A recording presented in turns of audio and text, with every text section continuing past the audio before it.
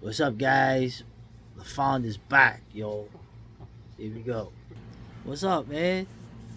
Oh, It's getting cold out here, just huh? trying not to freeze my old ass to death. Right.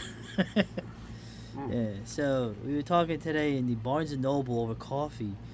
We were talking about money, right? We're white men in Biden's America. We're trying to make a dollar out of 15 cents, as they say. Thought we should talk about like how do you make money? You're like the hobo that writes.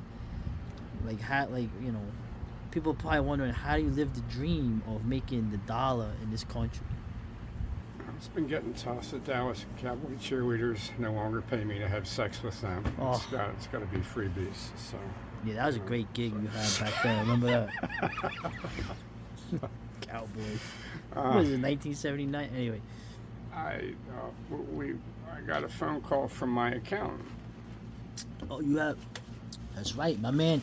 He has to do his taxes like the rest of us assholes. Well, and so I'm my accountant, who is a reader, volunteered to do my taxes for me, so I don't have to pay to get my taxes done. Nice. So in the first couple years, he did them. I had to write the feds a check for $400 or $500, and I felt kind of cool. It was like 10% of my income, and I felt like maybe I was buying a flak jacket or a Kevlar helmet for somebody. um, but the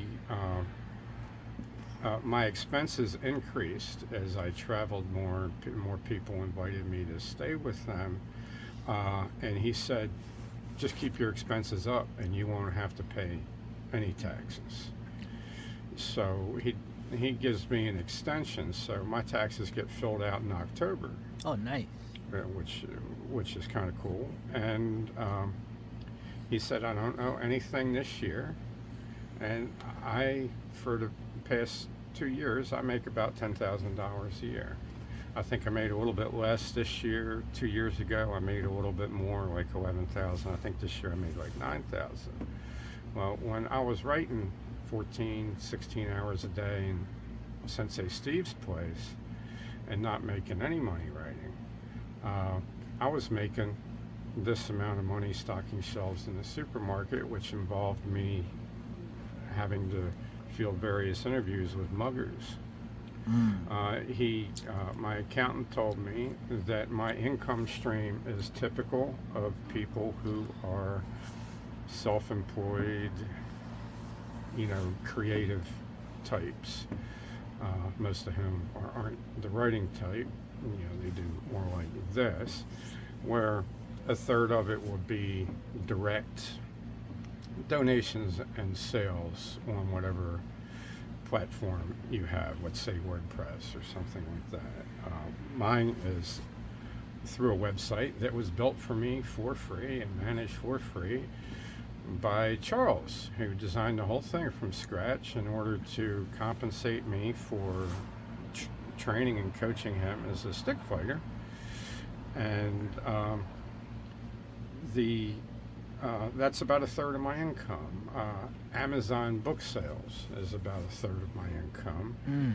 and Patreon is about a third of the income. So a patronage site, a direct site where people PayPal you and Stripe you money, and then the print on demand print platform. He said it's very typical to have a pretty evenly split stream like that, split three Yeah, that's ways. that's your writing income stream, Yes. Yeah. and but you make money other ways. Yes. I I make about $10 or $20 for coaching for karate students. They're kids like 12 years old, on Thursday night, and I do slightly better coaching a gunman on how to use a knife as a backup weapon, Oh, yeah. which largely consists of me stabbing him with blunt knives, and I get paid for that. Nice. And the worse I butcher him, the higher he pays me because it raises the bar. Yeah. I could see he's a hunter.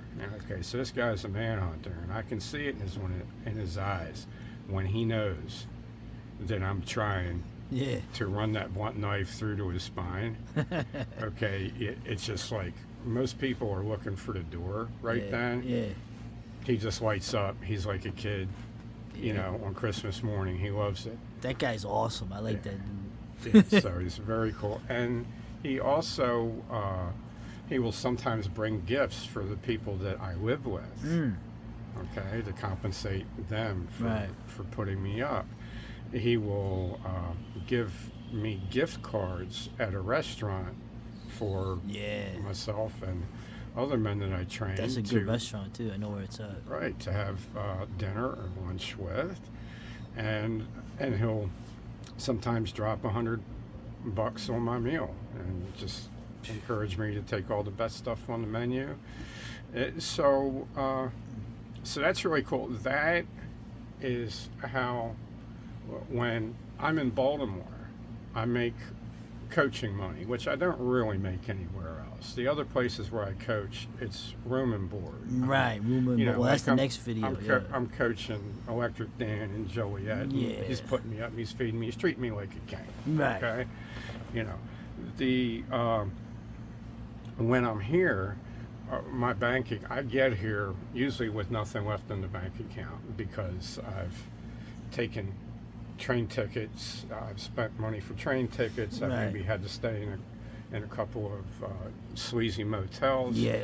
So when I get here, I'm able to let my modest income stream, about $600 a month for the writing, that can build up Right. because I live off of the money that the operator pays me, and you know, like the 10, 20 bucks, 30 bucks one night that I get for coaching the karate kids. That's beer money. You know, these things are $1.49 a piece. Yeah, These so does me for a day, that's right. So that's like my beer money for the week. The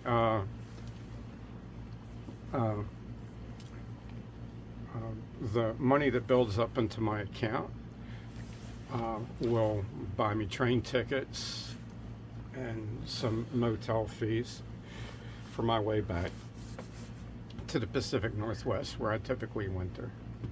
All right.